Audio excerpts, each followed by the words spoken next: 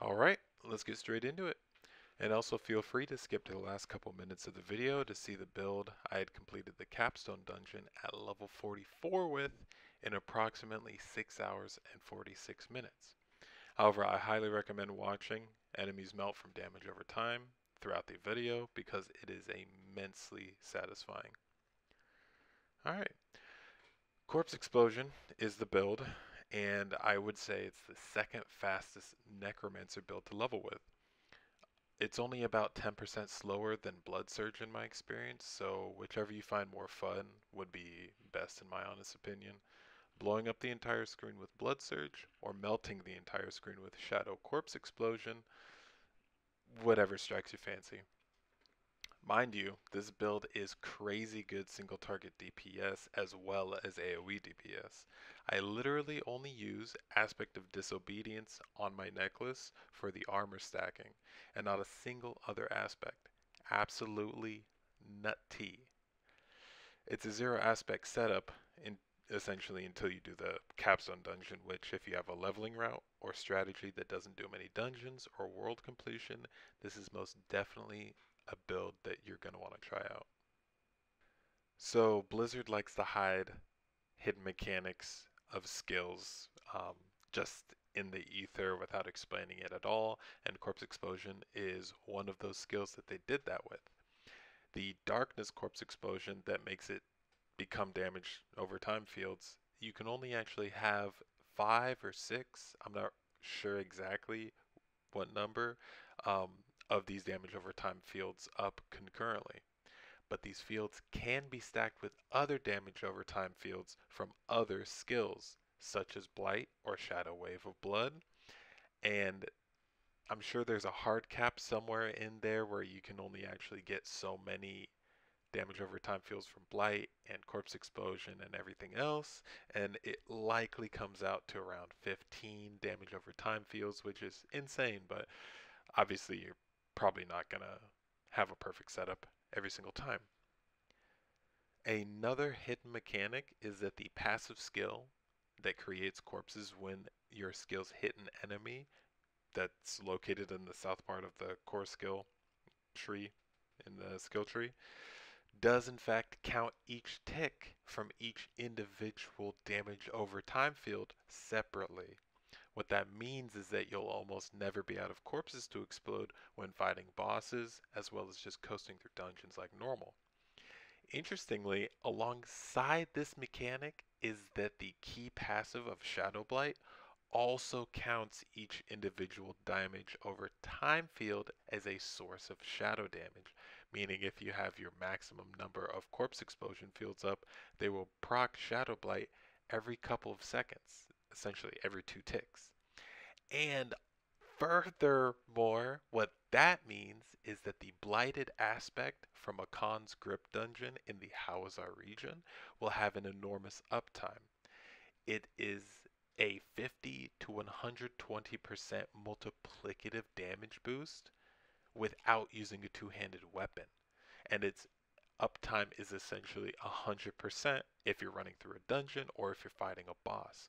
For reference, all the combat shown in this video never has any aspect buffing it in any way whatsoever. So if you got just this one aspect, you would increase the damage seen on this video by a whole 50% with a minimum roll. Absolutely insane, like go bingo bongo damage go burr type stuff going on here.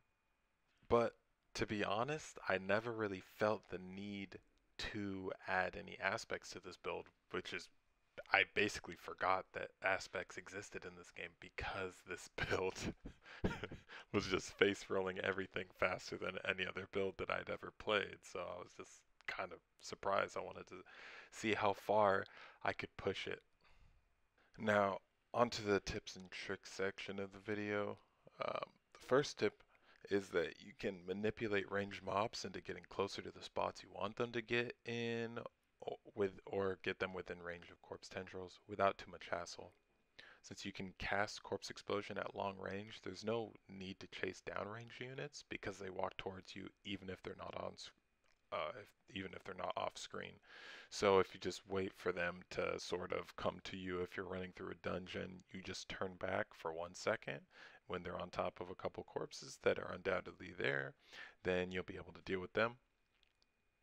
And the most of the screen is actually the range of corpse tendrils, so it almost never occurs where there are range units that aren't being decimated at the same point as melee units. I would just caution against using corpse tendrils whenever it's off cooldown. I would recommend using it wisely and tactically to max it out as soon as possible to reduce its cooldown as much as possible, because with it the build becomes much smoother, and there's a few other things like that that end up making the build extremely fun to play and not just strong in a vacuum. Now, Reap is your best bet for basic skills, as it gives you damage reduction, it helps proc shadow damage synergies, and creates a corpse at the first enemy hit every 4 seconds.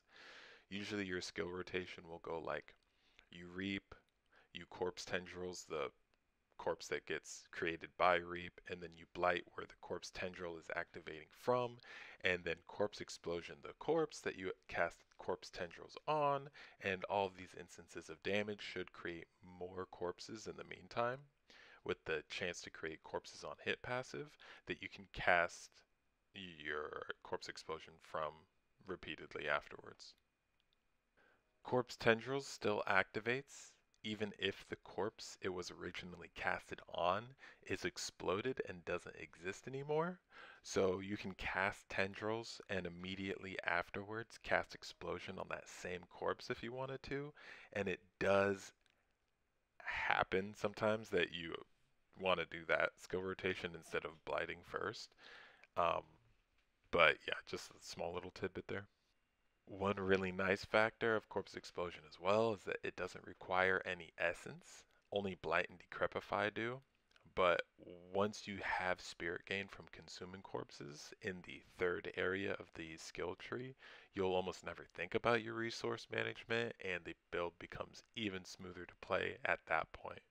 And I like to couple that with the movement speed when you hit an enemy with darkness skills, and it sort of makes the build feel like any of the other classes in the game with actual movement skills, so it doesn't feel too bad moving around.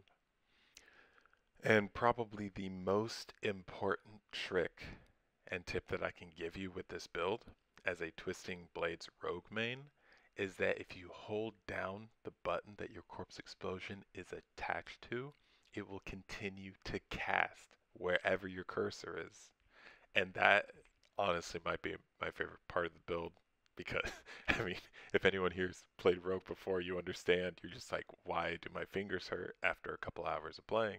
But in this case, your skill rotation is like 5 button presses, and then you left click like 10 times, as opposed to Twisting Blades Rogue, where you left click 50 times and have like 50 more button presses. It's just, ARPG things. Now, on to the leveling route being shown here. It is an all strongholds route while doing Tree of Whispers in the meantime. So if you're going for full world completion and those 20 Paragon points, this is probably your best bet as far as efficiency goes. It is a bit slower than most of the other power leveling routes out there, but I have a feeling because you do a decent amount of sellers for the resources so that you can actually make elixirs and enough like Tree of Whispers caches so that you have enough rare crafting materials to boost up your gear in time for Capstone Dungeon and setting yourself up for success in World Tier 3 rather than scrounging materials wherever you can find it in World Tier 3. That's one reason why I would actually prefer this route over a few other routes that I've seen out there. There wasn't really a set path though. I just did whatever felt right at the time, generally aiming for strongholds while I had no efficient Tree of Whispers tasks to do. And I can make a video on how to min-max Tree of Whispers and why it actually is the fastest XP no matter what you do. Tree of Whispers is the fastest XP if you know what you're doing, but up until you complete all of the tasks, right? And you and there are some tasks that are just worthless and take way too much time. Um, but generally, I try to do the strongholds with set levels of 3 levels above me to maximize the amount of experience that they give when they were still 3 levels above me, of course. And any strongholds that have a set level like that and a dungeon unlocked with a set level, the set level of the dungeon is actually the same as the stronghold. So, for example, in the northernmost stronghold, Hope's Light in Skosglen, the dungeon is level 25. So, and I think it's an S tier dungeon as far as XP gain goes. So, if you do Hope's Light and then at level 22, and then you do its dungeon at around level 22 and a half or level 23, you'll be able to redo that dungeon just like 2 more times, and it's a very straightforward dungeon with an almost set level layout. So you'll be able to predictably and reliably do it very quickly, and it has a lot of mob density because of the type of dungeon it is. But generally, I don't think I would ever do anything else from level 22 to 25 besides Hope's Light. If, of course, you want like world completion and stronghold completion. And I'm out of things to talk about now. So likely after this stronghold completion, I'll cut to the full capstone completion of the build and commentate on that because I don't want to start rambling off about things irrelevant to the build or the leveling path. Sadly, this build wasn't quite as good as the Blood Surge build was at the same level, and that's because, of course, it scales off of traditional damage scaling modifiers. So, because you're doing it underleveled, your gear's also underleveled, so you're not going to be dealing as much damage as you could with alternative damage scaling methods, such as the overpower system that's in this game. Um, Especially with the tankiness, I never explicitly felt like I was very tanky with this build, but because the casting speed of Corpse Explosion is so fast and it's a damage over time build, any caustic arrow users from Path of Exile will understand. Damage over time builds, you just get to kite all the monsters around as much as possible, so you never really feel in danger because you're always moving around. Like in this clip here, fighting the quadruple boss fight, whatever it's called. And actually, I staggered all of them a lot here because Corpse Tendrils is so good because it slows and it stuns for a long duration. So it ends up building up a lot of stagger. And on like mini bosses like that, on multiple bosses like that, it staggers all of them very, very quickly and it hits all of them too. You can see here that the damage, it's there. You know, it's there. It's not quite as good as Blood Surge, of course. I'm just a Blood Surge Andy, so I'm always going to praise Blood Surge. But again, this is without any aspects, so it's probably insane damage if you aren't lazy as hell like I am and go and do the proper dungeons to unlock the aspects that are going to make your build like 50 to 100% stronger damage wise.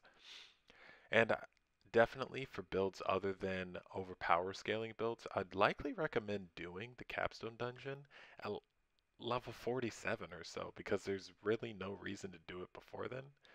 Actually, I'll change that right now to level 50 because World Tier 3 starts at level 53, so there's really no reason to start that before you're good and ready to be safe for it. Of course, this is speaking from a hardcore player's perspective.